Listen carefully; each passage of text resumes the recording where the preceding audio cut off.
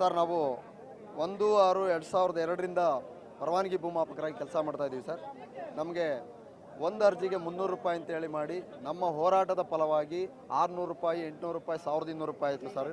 ಇವತ್ತು ಗೌರ್ಮೆಂಟ್ ಸರ್ವೇರ್ಸ್ ಮಾಡುವಂಥ ಎಲ್ಲ ರೀತಿ ಕೆಲಸವನ್ನು, ತತ್ಕಾಲ್ ಪೊಡಿ ಆಗಿರ್ಬೋದು, ದರ್ಖಾಸ್ತ್ ಪೊಡಿ ಆಗಿರ್ಬೋದು, ನಾಲಾ ಆಗಿರ್ಬೋದು, ವಿದ್ಯುತ್ ತಂತಿ ಮಾರ್ಗ ಆಗಿರ್ಬೋದು, ಎಲ್ಲ ಸ್ಮಶಾನ, ಮುಜರಾಯಿ ದೇವಸ್ಥಾನ ಅವ್ರು ಮಾಡ್ತಾರೆ, ನಾನು ಮಾಡ್ತೀನಿ ಸರ್. ನಾನು ರೆಕಾರ್ಡ್ ಮಾಡೋದನ್ನು ಗೌರ್ಮೆಂಟ್ ರೆಕಾರ್ಡ್ ಆಗುತ್ತೆ, ಗೌರ್ಮೆಂಟ್ ಸರ್ವೇರ್ ಮಾಡೋದನ್ನು ಗೌರ್ಮೆಂಟ್ ರೆಕಾರ್ಡ್ ಆಗುತ್ತೆ ಸರ್. ನಮಗೆ 13,400 ರೂಪಾಯಿ ಗರಿಷ್ಠ ವೇತನ ಸಿಗುತ್ತೆ ಸರ್. ತಿಂಗಳಿಗೆ ಗರಿಷ್ಠ ವೇತನ 13,400 ರೂಪಾಯಿ. ಅವ್ರಿಗೆ 65ರಿಂದ 70,000 ರೂಪಾಯಿ ಗರಿಷ್ಠ ವೇತನ ಸಿಗುತ್ತೆ ಸರ್, ಎಲ್ಲ ಭತ್ಯೆಗಳು ಸೇರಿ. ನಾನು ಗೌರ್ಮೆಂಟ್ ಜಾಬೇ ಮಾಡ್ತಿರೋದು, ಗೌರ್ಮೆಂಟ್ ವಯಸ್ಸಂತ ಕೆಲಸನೇ ಮಾಡ್ತಿರೋದು.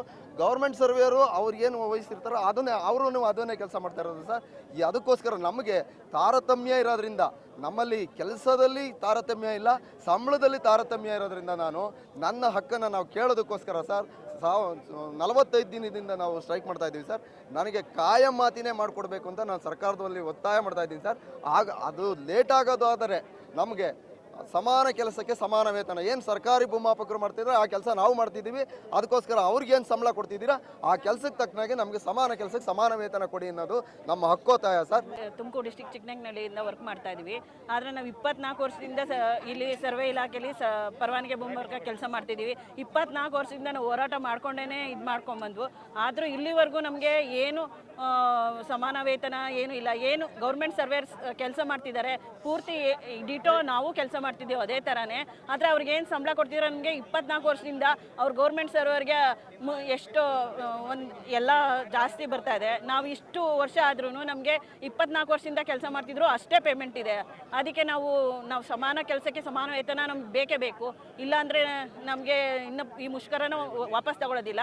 ಆದ್ದರಿಂದ ಈಗ ನಮಗೆ ಬೇಕೇ ಬೇಕು ನ್ಯಾಯ. ಮುಷ್ಕರ ಯಾವಾಗ ನಮಗೆ ಸಮಾನ ಕೆಲಸಕ್ಕೆ ಸಮಾನ ವೇತನ, ಕನಿಷ್ಠ ವೇತನ ಆದರೂ ಇದು ಮಾಡಬೇಕು, ಕಾಯಮಾತಿ ಮಾಡಬೇಕು ನಮಗೆ.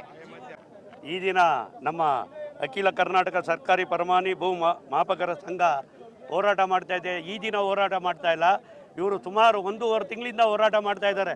ಯಾಕೆ ಸರ್ಕಾರ ಇವ್ರ ಬಗ್ಗೆ ಎಚ್ಚೆತ್ತು ಇವರಿಗೆ ಒಂದು ಸಮಾನತೆ ಸಂಬಳ ಕೊಡೋದಕ್ಕೆ ಯಾಕೆ ಇವರು ಈ ಥರ ಆಟ ಆಡ್ತಾ ಇದ್ದಾರೆ ಅನ್ನೋದು ಗೊತ್ತಿಲ್ಲ.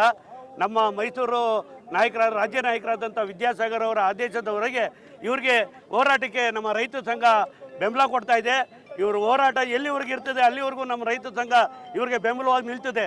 ನಮ್ಮ ಸಿದ್ದರಾಮಯ್ಯನವರು ಇವ್ರನ್ನ ಹೋರಾಟವನ್ನು ಗಮನಕ್ಕೆ ತಗೊಂಡು ಇವ್ರಿಗೆ ಏನು ಸಿಗಬೇಕು ಸೌಲಭ್ಯತೆಯನ್ನು ಕೊಡಬೇಕು ಅಂತೇಳಿ ಈ ಮೂಲಕ ಸಿದ್ದರಾಮಯ್ಯ ಅವರಿಗೆ ನಾನು ಮನವಿ ಮಾಡ್ತೀವಿ. ಇಲ್ಲದೆ ಹೋದರೆ ಇವ್ರ ಜೊತೆ ನಿಂತ್ಕೊಂಡು ನಾವು ರೋಡಲ್ಲಿ ಹೋರಾಟ ಮಾಡಬೇಕಾಯ್ತೆ ಅಂತ ಎಚ್ಚೆತ್ಕೋಬೇಕು ಅಂತೇಳಿ ಸರ್ಕಾರಕ್ಕೆ ಬೇಡಿಕೆ ಅಂದರೆ ಇವತ್ತು ಇವರು ಹೋರಾಟ ಮಾಡ್ತಾ ಇದ್ದಾರೆ. ನಮ್ಮ ರೈತರಿಗೆ ಭೂ ಅಳತೆ ಮಾಡೋದಕ್ಕೆ 1.5 ತಿಂಗಳಿಂದ ತೊಂದರೆ ಆಗ್ತಾ ಇದೆ. ಇದು ರೈತರು ಅನ್ನ ಬೆಳೆದ್ರೆ ಸರ್ಕಾರದಲ್ಲಿ ಮುಖ್ಯಮಂತ್ರಿಗಳು ಅನ್ನ ತಿಂತಾರೆ ಮತ್ತು ಅಧಿಕಾರಿಗಳು ಅನ್ನ ತಿಂತಾರೆ. ಇವತ್ತು ರೈತರಿಗೆ ಅನಾನುಕೂಲ ಆಗ್ತಾ ಇದೆ.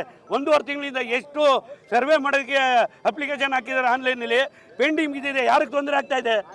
ರೈತರಿಗೆ ತೊಂದರೆ ಆಗ್ತಾ ಇದೆ. 6 ಲಕ್ಷ ಪೆಂಡಿಂಗ್ ಬಿದ್ದಿದೆ. ಇದು ರೈತರಿಗಲ್ವ ಅನ್ಯಾಯ ಆಯ್ತಾ ಇರೋದು? ಯಾಕೆ ಇದನ್ನ ಸರ್ಕಾರ ಗಮನಕ್ಕೆ ತಗೋತಾ ಇಲ್ಲ? ಯಾಕೆ ಇದ್ರ ಬಗ್ಗೆ ಕ್ರಮ ತಗೊಂಡು ಬೇಗ ಕ್ರಮ ಜರುಗಿಸ್ತಾ ಇಲ್ಲ? ಇದು ನಮಗೆ ಸರ್ಕಾರದ ಮೇಲೆ ಅನುಮಾನ ಬರ್ತಾ ಇದೆ. ದಯವಿಟ್ಟು ಸಿದ್ದರಾಮಯ್ಯ ಅವ್ರ ಸರ್ಕಾರ ಬರುವಾಗ ರೈತರ ಪರವಾಗಿ ಅಂತ ಹೇಳ್ತಾರೆ.